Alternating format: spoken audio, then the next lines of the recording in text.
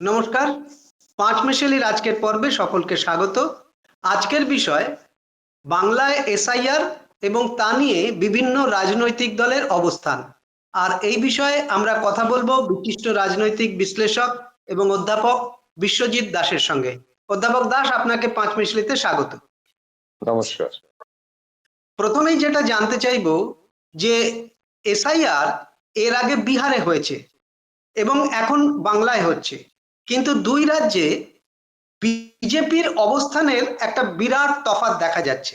বিহারে যেখানে BJP SIR এর একেবারে প্রধান সমর্থক ছিল, এ রাজ্যেই আবার বিজেপি এখন এসআইআর এমনকি নির্বাচন কমিশনের ভয়ঙ্কর সমালোচনা করছে। এর কারণ কি বলে মনে হয় আপনার? দেখুন, দুটো জিনিস মাথায় রাখতে হবে। বিহারে শাসক দল বিজেপি, অর্থাৎ বিজেপির যে জোট তারাই ক্ষমতায় ছিল। সেখানে এসআইআর করতে গিয়ে বেগ পেতে হয়নি, এবং নির্বাচন কমিশন যে এসআইআর এর কথা বলেছিলেন সেই এসআইআর এ অনুপ্রবেশের প্রসঙ্গ থাকলেও অনুপ্রবেশের প্রসঙ্গ জোরদার হয়ে ওঠেনি।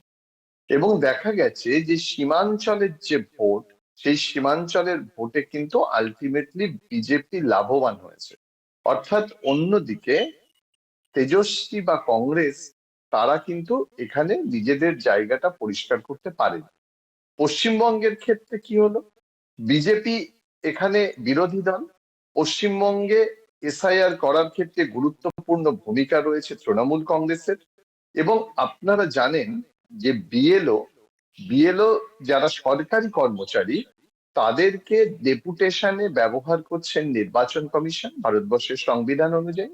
কিন্তু এর সঙ্গে যে বিএলএ থাকার কথা, অধিকাংশ বুথে পশ্চিমবঙ্গের বিএলএ দিতে পারেনি ভারতীয় জনতা পার্টি। উত্তরবঙ্গের ছবিটা একটু আলাদা, কিন্তু আপনি যদি দক্ষিণবঙ্গ দেখেন তাহলে দেখবেন অধিকাংশ ক্ষেত্রে বিএলএ নেই। এবং আপনার মনে থাকবে সপ্তাহখানেক আগে বা 2 সপ্তাহ আগে নির্বাচন কমিশন আবার একটা নোটিশ দিল। দিয়ে আগে আমরা জানতাম বা কাজ যখন শুরু হয়েছিল তখন বিএলএ 2 তারা নিজের বুথ ছাড়া অন্য বুথে যেতে পারবেন না। ভারতীয় জনতা পার্টির এরকম একটা অবস্থান হলো যে প্রত্যেকটা বুথে তাদের বিএলএ নেই বলে অন্য বুথ থেকে যাতে বিএলএ আনা যায় সেটাকেও তারা ব্যবহার করবে।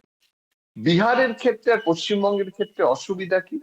বিহারে যে মুখকে সামনে রেখে নির্বাচনে লড়েছে, পশ্চিমবঙ্গে সেই মুখ নেই ভারতীয় জনতা পার্টি। কারণ পশ্চিমবঙ্গে ভারতীয় জনতা পার্টির মুখ কেন্দ্রীয় মুখ নরেন্দ্র মোদী। সেই কারণে পশ্চিমবঙ্গে যারা ভারতীয় জনতা পার্টি করেন তারা 24x7 365 দিন রাজনীতি করেন এমন সবাই নয়, কর্মীও নয়। কিন্তু বিহারে যারা করছেন তারা 365 দিন ফুল টাইম রাজনীতিবিদ। রাজনীতি এখন এমন একটা জায়গায় এসে দাঁড়িয়েছে যেখানে এই ফুল টাইম এবং পার্ট টাইম এই দুটো ফারাক করে দেয়। এসআইআর একটা সাংবিধানিক প্রক্রিয়া, স্বাভাবিকভাবে হওয়ার কথা ছিল, কিন্তু এখানে রাজনীতি চলে এলো কেন? কারণ পশ্চিমবঙ্গের রাজনৈতিক দলগুলো মনে করলো এটা থেকেই ফায়দা লোটা যাবে। কিরকম ভাবে? কারণ তারা প্রথমেই একটা বিষয় মানে প্রি কনসেপ্ট নিজেদের মধ্যে নিয়ে এলো, সেটা হচ্ছে পশ্চিমবঙ্গে তৃণমূল কংগ্রেস জেতা মানে অনুপ্রবেশকারী, সংখ্যালঘু, অবৈধ ভোটারের ভোটে তৃণমূল কংগ্রেস জেতে। এই ন্যারেটিভসটা যে সম্পূর্ণ ভুল, এটাকে কেন্দ্র করে যদি শুধুমাত্র ভারতীয় জনতা পার্টি এসআইআর কে দেখে এবং ট্রিট করে, তাহলে আলটিমেটলি তৃণমূল কংগ্রেসের লাভ। কারণ তৃণমূল কংগ্রেস শুধুমাত্র এই মানে যে কথাগুলো বলছে বিরোধীরা সেই ভোটে জেতে না। ঠিক বিহারের প্রসঙ্গ যেহেতু আপনি তুললেন, বিহারের ভোটের সঙ্গে পশ্চিমবঙ্গের ভোটের একটা বড় মিল আছে। সেই মিলটা হচ্ছে সমাজ কল্যাণমূলক প্রকল্প। আপনি দেখেছেন যে নীতিশ কুমার তিনি 2007 সালে সাইকেল দিলেন, 2016 সালে মহিলাদের কথা মনে করে অ্যালকোহল বন্ধ করে দিলেন। তাদের একটা দীর্ঘদিনের দাবি ছিল বিহারের প্রান্তিক মহিলাদের। এবং তার পাশাপাশি তিনি 10,000 টাকা করে এবারে ঘোষণা করলেন। আপনি দেখুন পশ্চিমবঙ্গে মহিলা ক্ষমতায়নের ক্ষেত্রে শুধু লক্ষ্মীর ভান্ডার নয়, কন্যাশ্রী, লক্ষ্মীর ভান্ডার, সবুজ সাথী, 94টা প্রকল্প তৃণমূল কংগ্রেসের আছে। এবং আপনি জানেন দিন দুয়েক আগে যখন উন্নয়নের পাঁচালী ঘোষণা করেছেন মুখ্যমন্ত্রী মমতা বন্দ্যোপাধ্যায়, তিনি অসংগঠিত ক্ষেত্রে শ্রমিকদের জন্য আবার একটি প্রকল্প, সামাজিক সুরক্ষা প্রকল্পের কথা ঘোষণা করেছেন। এই যে এসআইআর নিয়ে রাজনৈতিক দলগুলোর, দেখুন কংগ্রেস এবং ভারতীয় জনতা পার্টি, এদের যে কেন্দ্রীয় বিরোধ, এটা পশ্চিমবঙ্গে দেখা যাচ্ছে। কারণ পশ্চিমবঙ্গে কংগ্রেস খুব একটা শক্তিশালী নয়, সংগঠনের দিক থেকেও নয়। পশ্চিমবঙ্গে কংগ্রেস এবং সিপিএম, এদের এসআইআর এর ক্ষেত্রে যা বক্তব্য, তারা কিন্তু ভোট শেয়ারের ক্ষেত্রে অতটা ভাবছেন না। এবং কংগ্রেসের বিহারে খারাপ ফল হওয়াটা, এটাতে লাভবান হচ্ছে তৃণমূল কংগ্রেস, কারণ সংখ্যালঘু ভোট কংগ্রেসের কাছে যায়নি বিহারে। এবং সেই কারণে তেজস্বী কংগ্রেস না পাওয়ায় এখানে মালদা, মুর্শিদাবাদ, এখানে যে কংগ্রেসের ভোটটা আছে, সেই ভোটটা যদি সংখ্যালঘু ভোট কনসেন্ট্রেট হলে নিশ্চয়ই ভারতীয় জনতা পার্টির দিকে যাবে না, সেই ভোটটা অবশ্যই যাবে তৃণমূল কংগ্রেসের দিকে। এই দিক থেকে তারা লাভবান। আপনি সংখ্যালঘুদের ভোটের কথা বললেন। এই এসআইআর এ এবার এ রাজ্যে সবচেয়ে বেশি আলোচনা হচ্ছে মতুয়াদের নিয়ে। তো সেই মতুয়া ভোট ব্যাংক যেমন একটা বড় অংশ বিজেপির দিকে যায় বলে জানা আছে, তেমনি তৃণমূলও কিছু একটা পায়। তো এবার মতুয়াদের ভোটে এই এসআইআর এর কি প্রভাব পড়তে পারে বলে আপনার মনে হয়? দেখুন, মতুয়াদের যদি ইতিহাসটা দেখেন, মতুয়ারা হঠাৎ করে এতটা গুরুত্বপূর্ণ হয়ে গেল কেন পশ্চিমবঙ্গের নির্বাচনে? মতুয়ারা যখন ওরাকান্দি, বাংলাদেশের, সেখান থেকে পশ্চিমবঙ্গে এসেছিল পিয়ার ঠাকুরের নেতৃত্বে, এবং একটা সময় কংগ্রেসের এমপি ছিল। এই যে মতুয়ারা, নমশূদ্র সম্প্রদায় বা নিচু তলার মানুষ, যারা তপশিলি জাতি উপজাতি সম্প্রদায়ের, তারা কিন্তু এখানে এসে তাদের অস্তিত্ব, তাদের স্বীকৃতি, তাদের আইনগত অধিকার, এগুলোর জন্য চেষ্টা করেছে দীর্ঘদিন ধরে। এবং আপনি বললে বিশ্বাস করবেন না, আমার বাড়ি যেহেতু মতুয়াগড়ে, আমার জন্মস্থান ঠাকুরনগরে, আমি ছোটবেলা থেকে তাদের দেখেছি আমার পারিপার্শ্বিকতায়। আজকে যে মেলাগুলো হয়, বারুণীর মেলা বলি আমরা ঠাকুরনগরে, তার আগে থেকে বিভিন্ন মানুষ মতুয়া সম্প্রদায়ের তারা এখানে আসতো। এবং যখন আমাদের অঞ্চলে এই চাঁদপাড়া, ঠাকুরনগর, এই অঞ্চলে মতুয়ারা যেতেন, তখন তাদের মনে করা হতো সামাজিকভাবে একদম নিচু স্তরের। এমনও হয়েছে কোনো কোনো বাড়িতে গেলে আমরা প্রতিদিন যে গ্লাসে জল খেতাম, তাদেরকে জল খেতে দেওয়া হতো না। কিন্তু পরবর্তীকালে তাদের এই অধিকার, তাদের যে মানবাধিকার, তাদের এইগুলো বামেরা আইনগত অধিকার তাদের দিয়েছে, তাদের স্বীকৃতি দিয়েছে, জমি দিয়েছে, পাট্টা দিয়েছে, থাকার জায়গা দিয়েছে। রাজনৈতিকভাবে মতুয়াদের ক্ষমতাশীল করা এবং মতুয়াদের গুরুত্ব দেওয়া, এটা কিন্তু তৃণমূল কংগ্রেস এবং ভারতীয় জনতা পার্টি এই কাজটা করেছে। অর্থাৎ এই যে ভোটের বাইনারি, এই বাইনারিতে হঠাৎ করেই কংগ্রেস এবং সিপিএম মতুয়া গড় থেকে উধাও হয়ে গেল। যদিও আমরা দেখেছি ইতিমধ্যে সিপিএম, কংগ্রেস তারা মতুয়া গড়ে গেছে, কিন্তু তাদের ভোট পার্সেন্টেজ, ভোট শেয়ার যদি দেখেন, তাহলে মূলত ভোট ভাগ হয়ে যাচ্ছে বিজেপি এবং তৃণমূল কংগ্রেসের দিকে। এই ন্যারেটিভে যারা বাংলাদেশ থেকে এখানে এসেছিলেন, যারা এখানকার নাগরিক কিনা এটা নিয়ে প্রশ্ন ছিল, বারবার আমরা সিএ এর প্রসঙ্গে মতুয়াদের কথা বলেছি।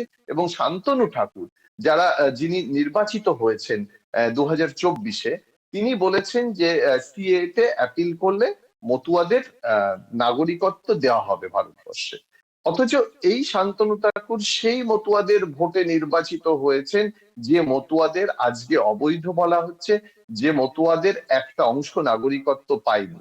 তারপরে দেখা গেল এই যে যখন এসআইআর হচ্ছে, তখন অনেক যারা মতুয়ারা তারা নাগরিকত্বের জন্য দাবি করছেন, এবং মতুয়া কার্ড দেওয়া হচ্ছে ঠাকুরনগর থেকে, যেটা নাকি পরবর্তীকালে সিএ এর ক্ষেত্রে কাজে লাগবে। এই জায়গায় ক্ষমতায়নের ক্ষেত্রে পলিটিক্যাল এম্পাওয়ারমেন্ট, যে বাইনারি তৈরি হচ্ছে, এই বাইনারিতে লাভবান হচ্ছে দুটি রাজনৈতিক দল, ভারতীয় জনতা পার্টি এবং তৃণমূল কংগ্রেস। এই যে পরিস্থিতি, যে আতঙ্ক তৈরি করে দিয়েছে ভারতীয় জনতা পার্টি এসআইআর এর মাধ্যমে, এই আতঙ্কের বেনিফিট অফ ডাউট তৃণমূল কংগ্রেসের দিকে যাচ্ছে, এবং মতুয়া ভোট স্বাভাবিকভাবেই এবার তৃণমূল কংগ্রেসে বাড়বে। তার কারণ মমতা বন্দ্যোপাধ্যায় কিছুদিন আগে বনগা গিয়ে বললেন যে আমরা সবার পাশে আছি, দরকার হলে আমরা সব রকম সাহায্য করব। এই যে আশ্বাস, এই দুর্দিনে, এই যে একটা আতঙ্কের পরিস্থিতিতে দাঁড়িয়ে থাকা, সেই জায়গাতে একটা বিশ্বাসের বা আশ্বস্ত হওয়ার জায়গা, আশ্বাস মমতা বন্দ্যোপাধ্যায় দিয়েছেন। এবং বারবার বলছেন মতুয়াদের সঙ্গে আছেন। এবং মমতা বালা ঠাকুর যখন অনশন করছেন, মতুয়াদের জন্য আন্দোলন করছেন, তখন একই সঙ্গে বিরোধীরা তৃণমূল কংগ্রেস প্রশ্ন তুলছেন যে শান্তনু ঠাকুর লন্ডনে তার পরিবার নিয়ে ঘুরে বেড়াচ্ছেন, দুর্দিনে তাদের পাশে নেই। এরকম একটা পরিস্থিতিতে নানান ন্যারেটিভস রয়েছে মতুয়াদের, কিন্তু অর্থনৈতিক ক্ষমতায়ন, রাজনৈতিক ক্ষমতায়নে যে বাইনারি তৈরি হচ্ছে, সেই বাইনারিতে এই মুহূর্তে তৃণমূল কংগ্রেস অনেকটা এগিয়ে, কাছের মানুষ হচ্ছে মতুয়াদের। বিহারের এসআইআর এ নির্বাচন কমিশন, এমনকি প্রধানমন্ত্রী নরেন্দ্র মোদীও বারবার অনুপ্রবেশকারীর কথা তুলেছিলেন। কিন্তু এসআইআর শেষ হয়ে যাওয়ার পর মুখ্য নির্বাচন কমিশনার জ্ঞানেশ কুমারকে যখন প্রশ্ন করা হয় যে কতজন অনুপ্রবেশকারী অথবা বিদেশি অথবা রোহিঙ্গা পাওয়া গেল, তিনি কিন্তু তার কোনো সদুত্তর দেননি। এ রাজ্যেও বিরোধী দলনেতা শুভেন্দু অধিকারী বারবার 1.5 কোটি 1 কোটি রোহিঙ্গা বাংলাদেশি মুসলমানের কথা বলছেন, কিন্তু এসআইআর এ এই বিহারের মতোই কোনো প্রতিচ্ছবি ফুটে উঠবে না তো? দেখুন, খুব তাৎপর্যপূর্ণ একটি কথা আপনি বলেছেন। অনুপ্রবেশ এসআইআর এর ইস্যু হলো, ভারতবর্ষের রাজনীতির ইস্যু হলো। কোথা থেকে অনুপ্রবেশের কথা বলছি এখানে?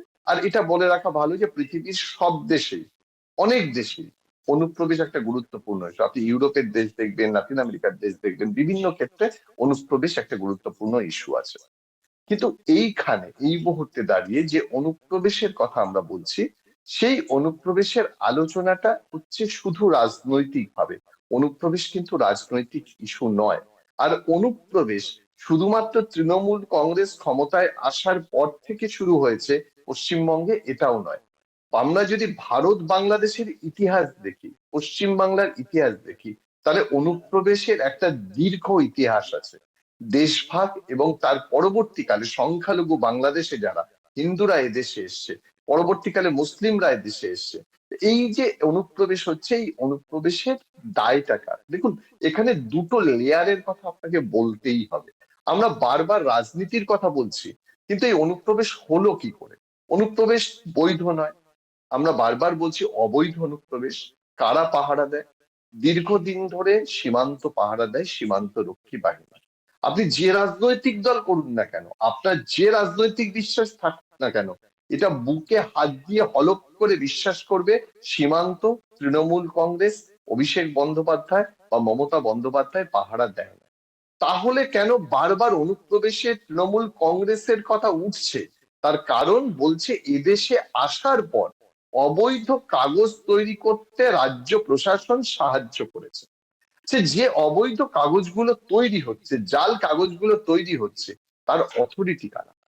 আলটিমেটলি যদি ভোটার কার্ড হয়, আধার কার্ড হয়, রেশন কার্ড হয়, সেগুলো সবগুলোই তো দেখা যাচ্ছে যে কেন্দ্র এসে তাকে বারবার আহ এমন পরিস্থিতির মধ্যে আসতে হচ্ছে এবং একদম ফাইনাল অ্যাপ্রুভাল। আধার কার্ড তো রাজ্য তৈরি করে দেওয়ার লোক নয়, ভোটার কার্ড তো রাজ্য তৈরি করে দেওয়ার লোক নয়, এগুলো তো কেন্দ্রের সাহায্য দরকার হচ্ছে। আর আলোচনাটা যখন অনুপ্রবেশ নিয়ে শুরু করছি, তখন অলরেডি বিএসএফ দের চোখে ধুলো দিয়ে বা বিএসএফ দের সঙ্গে আতাত করে এখানে ঢুকে পড়ার পরে, পয়সা দিয়ে এদেশে ঢোকার পরে অংশটা আলোচনা করছি, আগের অংশটা আলোচনা করছি না। দেখুন, আলোচনা করলে দুটো অংশে আলোচনা করতে হবে। তার কারণ এই যে ঢুকে গেল, স্বরাষ্ট্র মন্ত্রক, বিএসএফ, তারা কি করলো? তারা বলুক। যে এই মুহূর্তে ভারতীয় জনতা পার্টি কি বুকে হাত দিয়ে বলতে পারবে এ দায় স্বরাষ্ট্র মন্ত্রকের, এ দায় বর্ডার সিকিউরিটি ফোর্সকে নিতে হবে, এ দায় রাজ্য পুলিশ প্রশাসনকে নিতে হবে? এই কথাটা যতদিন তৃণমূল কংগ্রেস এবং বিজেপি একসঙ্গে বলতে না পারবে, ততদিন এই বিষয়টা নিয়ে খালি রাজনৈতিক কাদা ছোড়াছুড়ি হবে। কারণ কখনোই অনুপ্রবেশের দায় পশ্চিমবঙ্গের শাসক দল নেবে না। তার কারণ এই বর্ডার সিকিউরিটি ফোর্সে পশ্চিমবঙ্গের শাসক দল নেই। স্বরাষ্ট্র মন্ত্রক, অমিত শাহের যারা অধীনে রয়েছে বিএসএফ, তারা বর্ডার পাহারা দিচ্ছে। তারা বারবার 50 কিলোমিটারের কথা বলছে। 50 কিলোমিটারের প্রসঙ্গ কতদিন এসছে? আর 50 কিলোমিটার যদি তারা না ঠিক করতে পারে, তার এই পরিস্থিতিতেই তো বর্ডার সিকিউরিটি ফোর্স রয়েছে। আপনি ছেড়ে দিন না ভারত বাংলাদেশের কথা, এর পাশাপাশি চলে আসুন কাশ্মীরের পেহেলগাঁওতে। পেহেলগাঁওতে যারা বর্ডার পাড়ি পার হয়ে কাশ্মীর থেকে এসে আমাদের উপর অত্যাচার চালালো, আমরা অবশ্যই সব রাজনৈতিক দল, সব মনোভাবাপন্ন মানুষের সবার প্রথম হচ্ছে আমার দেশ, সবাই একসঙ্গে পাকিস্তানের বিরুদ্ধে অপারেশন সিন্দুরে সমর্থন করলাম এবং যোগ্য শাস্তি দেওয়ার চেষ্টা করলাম। কিন্তু এর পাশাপাশি যারা ঢুকলো, কিভাবে ঢুকলো, তাদেরকে ধরা গেল না কেন, এ কথা কিন্তু একবারও কেউ বলছে না। তার কারণ অনুপ্রবেশের ইস্যুটা দিনের পর দিন আরো গুরুত্বপূর্ণ হচ্ছে। বাংলাদেশ মৌলবাদী শক্তিতে পরিণত হচ্ছে এখন, একদিকে পাকিস্তান মৌলবাদী শক্তি, দুটো মৌলবাদী শক্তির মুখোমুখি ভারত এখন দাঁড়িয়ে আছে। আর বাংলাদেশের সঙ্গে সীমান্ত সমস্যা খালি পশ্চিমবঙ্গের নেই, আসামের আছে, ত্রিপুরার আছে, মেঘালয়ের আছে, মিজোরামের আছে। এক্ষেত্রে কি ব্যবস্থা গ্রহণ করছে? সুতরাং এই যে রাজনীতি আর অনুপ্রবেশকে মিলিয়ে দেওয়া, মানুষের সামনে একটা ঘোলা জল তৈরি করা, যার থেকে ভোটের ফায়দা লোটার চেষ্টা করছে রাজনৈতিক দল। তার মানে আপনি যা বললেন তাতে এখন দেখা যাচ্ছে যে এসআইআর এর মূল যে লক্ষ্য ছিল সেই লক্ষ্য থেকে দূরে সরে গিয়ে এসআইআর এখন একটা রাজনৈতিক তরজায় জায়গায় দাঁড়িয়েছে। ভোটার, বৈধ ভোটারকে যুক্ত করা এবং অবৈধ ভোটারকে বাদ দেওয়া, এই মূল লক্ষ্য থেকে সরে গিয়ে এখন একটা দুটি প্রধান রাজনৈতিক দলের রাজনৈতিক তরজার জায়গায় দাঁড়িয়ে গেছে। আপনি কি তাই বলতে চাইছেন? একেবারে তাই বলতে চাইছি, এবং শুধু তাই নয়, আপনি ভাবুন, আপনি এর আগে, আপনি সাংবাদিকতার সঙ্গে যুক্ত, দীর্ঘদিন সাংবাদিক ছিলেন, আপনি এর আগে দেখেছেন কোন নির্বাচন পশ্চিমবঙ্গে যেখানে একটা কনস্টিটিউশনাল প্রসেসটাকে ইস্যু করা হয়েছে? আমরা পশ্চিমবঙ্গে দেখেছি 100 দিনের কাজ, কেন্দ্রীয় বঞ্চনা, আহ, চা বাগানের শ্রমিকদের কি অবস্থা, শিল্প হচ্ছে না কেন, চাকরি নেই কেন, এগুলো আলোচনা করেছি ভোটের আগে, দুর্নীতি। আজকে সারা পশ্চিমবঙ্গে একটা ইস্যু, এসআইআর। এবং এই এসআইআর ইস্যুটাকে যদি রাজনীতি থেকে বিচ্ছিন্ন করে দেওয়া হতো, এটা যারা কনস্টিটিউশনের মানুষ, যাদের করার কথা তারা শুধু করবে, রাজনীতিবিদদের প্রশাসক হতে হবে না, প্রশাসক প্রশাসকের কাজ করবে, বিরোধী দল বিরোধী দলের কাজ করবে, স্বাস্থ্যকর গণতন্ত্রে তারা বিভিন্ন রাজনৈতিক ইস্যু শাসক দলের বিরুদ্ধে যদি গঠনমূলক সমালোচনা সেটা করবে। কিন্তু সেটা ভুলে গিয়ে একই সঙ্গে হিন্দু মুসলিম ন্যারেটিভ, আর এখন তো পশ্চিমবঙ্গে মন্দির মসজিদ ন্যারেটিভও চলে আসছে, এইটাই যদি রাজ্যের একটা লক্ষ্য হয়, তাহলে সামগ্রিকভাবে উন্নয়ন, হ্যাঁ, তৃণমূল কংগ্রেস 15 বছরে যে উন্নয়নের পাঁচালী দিয়েছেন, অবশ্যই কাজ করেছেন, বাহবা প্রাপ্ত। যে কোনো কেউ সরকারে থাকলে তাকে তো কাজ করতে হবে, কিন্তু এর পাশাপাশি আমরা আরো কতটা উন্নয়ন করতে পারি, বাড়াতে পারি, সেটাও দেখতে হবে। আর বিরোধীদের কোনো গঠনমূলক যুক্তি নেই, কোনো ইস্যু নেই যে ইস্যুটা মানুষকে বোঝাতে পারবে। শুধুমাত্র দুর্নীতি ইস্যুতে যদি ভোটে লড়া হয়, তাহলে ভারতবর্ষে কোথাও আমরা দেখিনি যে দুর্নীতির কারণে কোনো শাসক দল ভোটে হেরেছে বা সেখান থেকে চলে গেছে। আরেকটা কথা আপনাকে বলে দিই, আমরা বিভিন্ন সময় অ্যান্টি ইনকামবেন্সি দেখি, এর সঙ্গে সঙ্গে প্রো ইনকামবেন্সি দেখি। বিহারের নির্বাচনে বিহারে প্রো ইনকামবেন্সি ছিল 60%, অর্থাৎ যে সরকারে ছিল 60% মানুষ এই 2002 সাল থেকে 2025 সালের মধ্যে তারা দেখেছে যে 60% মানুষ অবশ্যই প্রো ইনকামবেন্সিতে পক্ষে রয়েছে। পশ্চিমবঙ্গে সেটা 75%। কারণ এই মুহূর্তে পশ্চিমবঙ্গের 75% মানুষ চায় যে পশ্চিমবঙ্গের তৃণমূল কংগ্রেস ক্ষমতায় আসুক। বিহারের গ্রাফটা যদি আপনি দেখেন, যে 1952 থেকে 1977 এই সময়টা বিহারে 100% ছিল প্রো ইনকামবেন্সি, যে সরকারে থাকতো সেই ফিরে আসতো।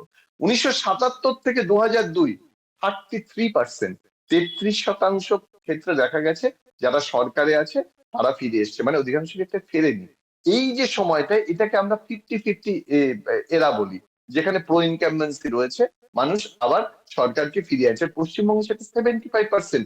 কারণ মূলত এক, উইমেন এম্পাওয়ারমেন্ট, মহিলাদের ক্ষমতায়ন, প্রান্তিক মানুষের হাতে টাকা দেওয়া, উন্নয়নের এটাও একটা দিক। এর সঙ্গে তো কলকারখানা, শিল্প আছে, কিন্তু এর পাশাপাশি পশ্চিমবঙ্গের ক্ষুদ্র এবং মাঝারি শিল্পর একটা বিস্তার ঘটেছে, প্রসার ঘটেছে, সেটাও একটা তাৎপর্য বহন করে। অধ্যাপক দাস, আপনার সঙ্গে কথা বলে অত্যন্ত ভালো লাগলো। আপনি যে কথাগুলো বললেন এই কথার রেশ রেখে আগামী দিনে আমরা রাজ্যে মুখ্যমন্ত্রীর দেওয়া উন্নয়নের পাঁচালী নিয়ে আলোচনা করব। আজকের আলোচনা এখানেই শেষ করছি। নমস্কার। নমস্কার।